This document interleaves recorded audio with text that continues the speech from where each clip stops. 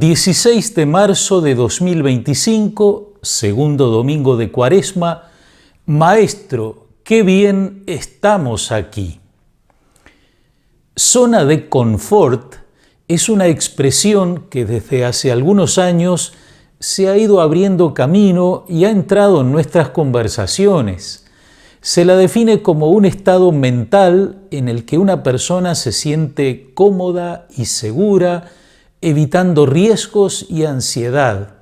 En la zona de confort uno se siente bien, pero a veces eso se hace a costa de negarse a ver algunas luces amarillas de advertencia, algunas señales de que estamos caminando en una falsa seguridad. Ahí la zona de confort se vuelve como una zona de evasión. En el Evangelio de hoy encontramos esas palabras de Pedro que tomamos como título y que parecen sugerir que él quiere crear una zona de confort. Maestro, qué bien estamos aquí. Hagamos 3 carpas, una para ti, otra para Moisés y otra para Elías. Pedro, Santiago y Juan habían sido llevados por Jesús a una montaña que hoy se identifica con el monte Tabor, ubicado en la antigua Galilea. Jesús los llevó allí para orar, como dice el evangelista Lucas. Sin embargo, los discípulos van a vivir una experiencia que motivará el deseo de Pedro de quedarse allí, de prolongar ese momento. Mientras Jesús oraba, su rostro cambió de aspecto y sus vestiduras se volvieron de una blancura deslumbrante. Y 2 hombres conversaban con él. Eran Moisés y Elías, que aparecían revestidos de gloria y hablaban de la partida de Jesús, que iba a cumplirse en Jerusalén. La visión que tienen Pedro y sus compañeros en el Tabor es enormemente gratificante. Literalmente se podría decir que están tocando el cielo con las manos. Pero esa visión tiene una finalidad y así lo ha entendido la Iglesia, como lo expresa el prefacio de este segundo domingo de Cuaresma, en el que se manifiesta que Jesús reveló a sus discípulos el esplendor de su gloria para que constara con el testimonio de la ley y los profetas que por la pasión debía llegar a la gloria de la resurrección. El sentido, pues, de la experiencia que Jesús hace vivir a sus discípulos es prepararlos para el gran escándalo de la cruz, el rostro que contemplan los discípulos en el monte, ese rostro transfigurado, luminoso, se volverá irreconocible en la pasión, deformado por el sufrimiento, cubierto de sangre, sudor y polvo. Así lo había anunciado el profeta Isaías en uno de los cánticos del servidor sufriente. Muchos quedaron horrorizados a causa de él, porque estaba tan desfigurado que su aspecto no era el de un hombre y su apariencia no era más la de un ser humano. Pero el profeta anunciaba también el triunfo del servidor. Sí, mi servidor triunfará, será exaltado y elevado a una altura muy grande.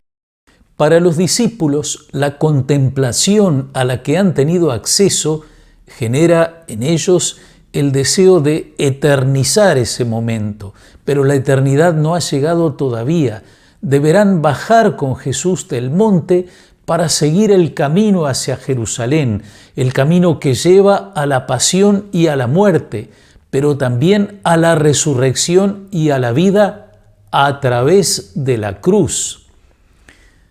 Después de referirnos esas palabras de Pedro, qué bien estamos aquí, hagamos 3 carpas, el evangelista nos advierte, él no sabía lo que decía. E inmediatamente se produce un cambio en el escenario. Mientras hablaba, una nube los cubrió con su sombra, y al entrar en ella los discípulos se llenaron de temor. Desde la nube se oyó entonces una voz que decía: «Este es mi Hijo, el elegido, escúchenlo». Y cuando se oyó la voz, Jesús estaba solo. Así terminó el episodio. Volviendo sobre pasajes anteriores del Evangelio, comprendemos mejor lo que quiso hacer Jesús. 8 días antes, Él había dicho: «El Hijo del Hombre debe sufrir mucho, ser rechazado por los ancianos, los sumos sacerdotes y los escribas, ser condenado a muerte y resucitar al tercer día». Lo mismo vale para los discípulos. A continuación de ese anuncio dice Jesús: «El que quiera venir detrás de mí, que renuncie a sí mismo, que cargue con su cruz cada día y me siga. Porque el que quiera salvar su vida, la perderá, y el que pierda su vida por mí, la salvará». Jesús no llevó a los discípulos al monte Tabor como a una especie de recreo, de descanso, sino a vivir una fuerte experiencia de Dios que los animara a superar el escándalo de la pasión y a llevar su propia cruz. Llevar la cruz es asumir el dolor y el sufrimiento que nos ha tocado. No es resignación, ni mucho menos masoquismo. Es creer que si morimos con Cristo, es decir, si unimos nuestro dolor a su pasión, viviremos con Él. Las pruebas, las tribulaciones, las dificultades que experimentamos tienen su superación en la Pascua. Nuestra vida se hace pascual cuando vamos transitando esos momentos de muerte y resurrección hasta llegar un día a compartir en forma definitiva la muerte y resurrección del Señor. Este domingo Jesús nos invita también a nosotros a subir al monte a orar. Quedémonos con Él en el silencio, en la contemplación de su rostro, en su presencia en la Eucaristía, siempre buscándolo a Él. No se trata de construir una zona de confort donde evadirnos un rato y olvidarnos de nuestra cruz, sino de encontrar en el Señor la fuerza para seguir cada día caminando con Él en esperanza, como pueblo de Dios que marcha hacia la Pascua.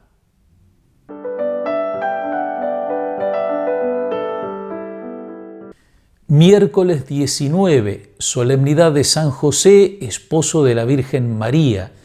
Nos confiamos a este gran patriarca, custodio del Redentor y de su madre, siempre disponible para poner de inmediato en obra todo lo que Dios le pidió, que no fue poco. Jueves 20, nuestro obispo emérito, Monseñor Alberto Sanguinetti, celebra los 15 años de su ordenación episcopal. Lo hará en la Catedral de Canelones, comenzando por el rezo de vísperas a las 18:30, seguido de la Santa Misa. Gracias, amigas y amigos, por su atención. Sigamos profundizando nuestro camino de Cuaresma, camino de esperanza, con la bendición de Dios Todopoderoso, Padre, Hijo y Espíritu Santo. Amén.